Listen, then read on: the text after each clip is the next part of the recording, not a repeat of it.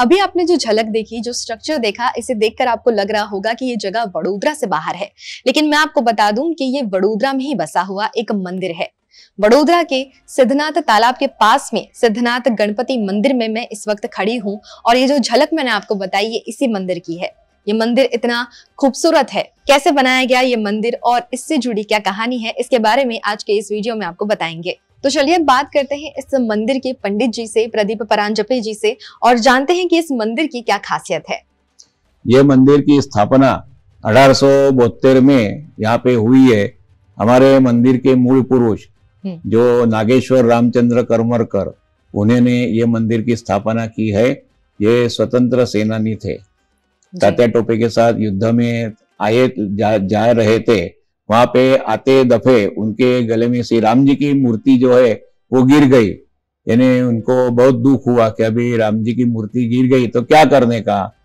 In between उनको एक बैरागी या सन्यासी मिला, उसने बोला कि भाई तू गणपति जी सेवा कर, यानी तेरे को गणपति जी की मूर्ति यहाँ पे मिलेगी। उन्होंने 21 दिन तक वो दररोज भगवान को आप चढ़ाते हो उसका रस पी के भगवान की अनुष्ठान किया।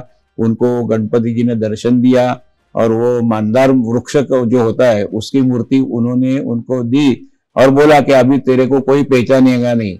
वहां से वो बड़ौदा आए। बड़ौदा क्यों आए कि उनके जो भाई थे ये बड़ौदा में रहते थे और उन्हें तब विचार किया कि अभी मूर्ति तो आई है तो हम मंदिर बंधवाएंगे, यानी उनके भाई और सब मिलके मंदिर की स्थापना उस टाइम उन्होंने की।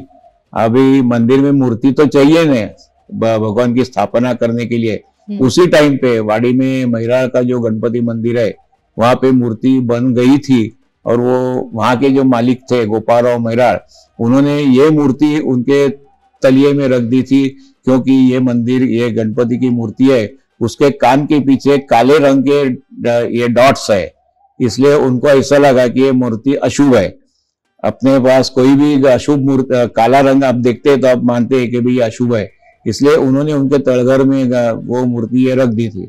उसी टाइम हमारे मूल पुरुष को दृष्टांत हुआ कि मैं यहाँ बैठा हूँ, यहाँ से मेरे को यहाँ लेके आना, और इसलिए ये मूर्ति देखने के लिए गए हमारे मूल पुरुष। तो उन्होंने देखा कि जब हाथी मदोन्मत्त होता है तब उसके गंडस्थल से मद निकलता है, एक आनंद निकलता है। क्या अपने घर पे कोई अच्छा प्रसंग होता है तो अपने आंख में से आंसू निकलते, आनंदाश्रु कहते हैं उसको। इसीलिए उन्होंने ये मूर्ति यहाँ पे लेके आए, यहाँ पे मूर्ति की स्थापना की है। या ये मूर्ति की स्थापना जलाशय पर हुई है। ऐसा एक है कि भगवान की मूर्ति की स्थापना जलाशय पर करनी चाहिए, इसलिए जो सिंहासन है इसके नीचे कुआं है, इसके ऊपर ये मंदिर मूर्ति की स्थापना हुई है। और दर संकष्टी चतुर्थी को हमारे यहाँ रात को अभिषेक होता है और अभिषेक के बाद चंद्र दर्शन के बाद यहाँ पे महाप्रसाद क्या होता है। यानी दर संकष्टी चौथ को लगभग 100 आदमी खाना खाने के लिए आते हैं प्रसाद के लिए। आप जब भी गणेश जी के दर्शन करने जाते होंगे तो वहां पर देखते होंगे कि गणेश जी अकेले विराजमान रहते हैं और अगर साथ में रिद्धि सिद्धि है भी तो उनकी जो छोटी छोटी मूर्तियां रखी जाती है। लेकिन इस मंदिर में ये खास बात है कि यहाँ पर रिद्धि सिद्धि उनके साथ में विराजमान है, तो इससे जुड़ी कोई खास बात है यहाँ पर? हाँ, ये मंदिर में क्या है, गणेश पंचायतन है जी, यानी गणेश जी रिद्धि सिद्धि और इनके दोनों लड़के लक्ष्य और लाभ। ये जो रिद्धि सिद्धि जो है उनके लेफ्ट साइड में, रिद्धि सिद्धि के लेफ्ट साइड में एक लक्ष्य की मूर्ति है और एक लाभ की, इसलिए यहाँ गणेश जी पंचायतन कहते हैं। बहुत सारे मंदिर में क्या होता है कि सिर्फ गणेश जी होते हैं, नहीं तो गणेश जी और रिद्धि सिद्धि होते हैं, लेकिन लक्ष्य लाभ बहुत कम देखने को मिलते हैं। लेकिन यहाँ अपने मंदिर में क्या है कि गणेश पंचायतन जो होता है वो यहाँ मंदिर में है। इसके साथ ही यहाँ मंदिर का जो बनाव है वो बहुत खूबसूरत है। जैसे अंदर आप आते हैं तो बहुत अच्छा लगता है देखते से ही। तो कैसा ये स्ट्रक्चर बना हुआ है यहाँ? अभी ये तो क्या है कि 150 साल पहले जो बनाया है उसमें कुछ भी चेंज नहीं है। अच्छा, हम खाली मेंटेनेंस उसका करते हैं। कोई ये गिर गया होगा तो उसका रिपेयरिंग, लेकिन भगवान की दया से वो भी हमको कुछ करना नहीं पड़ा है अब तक। और सब यही बोलते हैं कि मंदिर का जो ये लुक है वो कायम ऐसा ही रखने का, उसको रिपेयरिंग मत करना, दूसरा कुछ भी उसके अंदर ऐड मत करना, एडलेस कुछ नहीं करना। और यहाँ भी मंदिर में एक ऐसी भगवान की ये है कि जब सूर्य सुबह में मार्च महीने में और सितंबर महीने में ऐसे 8 दिन होते हैं कि जब सूर्य सुबह में ऊपर आता है तो भगवान सूर्य नारायण के किरण जो है तो वो भगवान के मस्तक पे आते हैं, पहला किरण भगवान के मस्तक पे। क्योंकि मूल पुरुष जो है वो सतत भगवान गणेश जी की पूजा अर्चना करते बैठते थे। उनको ऐसी इच्छा थी कि मेरे को अश्वत्थामा मिलना, देखना, उसका दर्शन होना चाहिए।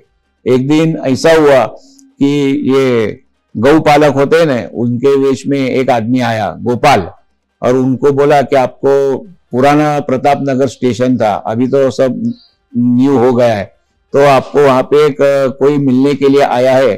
तो उन्होंने ऐसा बोला कि भाई मेरे को किसी को भी मिलना नहीं है, मैं तो गणपति की सेवा कर रहा हूं।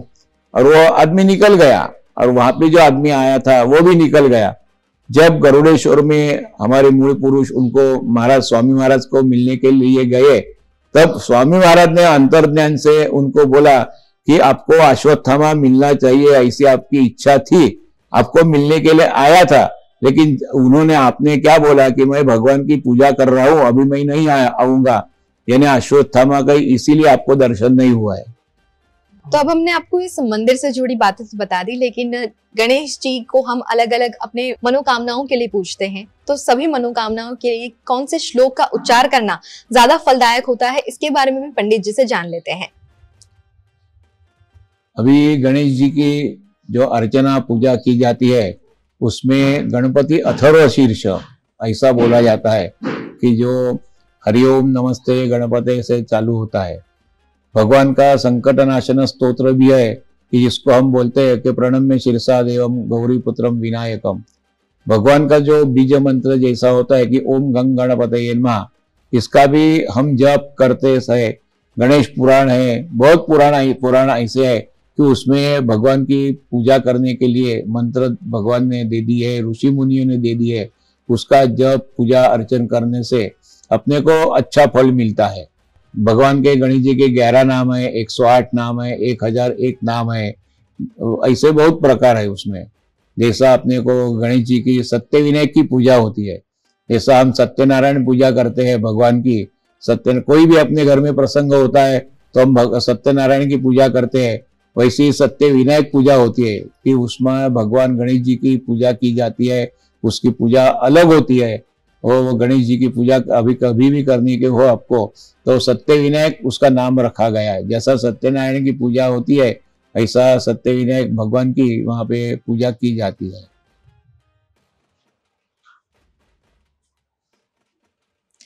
तो आज हमने आपको बताया बड़ोदरा का एक ऐसा गणपति मंदिर जिसके बारे में बहुत कम लोग जानते हैं। अगर आप एकदम सुकून से गणपति जी की पूजा करना चाहते हैं, गणपति जी की आराधना करना चाहते हैं, तो इस मंदिर में जरूर आइएगा। मैंने लोकेशन आपको पहले भी बता दिया है, मैं फिर से एक बार दोहरा देती हूँ। खंडेराव मार्केट के पीछे जो सिद्धनाथ तालाब है उसी के ठीक सामने ये मंदिर है, जो बहुत अच्छा है, बहुत अच्छी लोकेशन है यहाँ की। आप यहाँ पर आकर आराम से गणपति जी के दर्शन कर सकते हैं। अगर आपको ये वीडियो पसंद आया तो इसे ज्यादा से ज्यादा लोगों के साथ शेयर कीजिए, ताकि जो लोग भी यहाँ पर रहते हैं, जो लोग भी वडोदरा में रहते हैं और जो बाहर से भी आते हैं, वो यहाँ पर आकर गणपति जी का दर्शन कर सके। नमस्कार।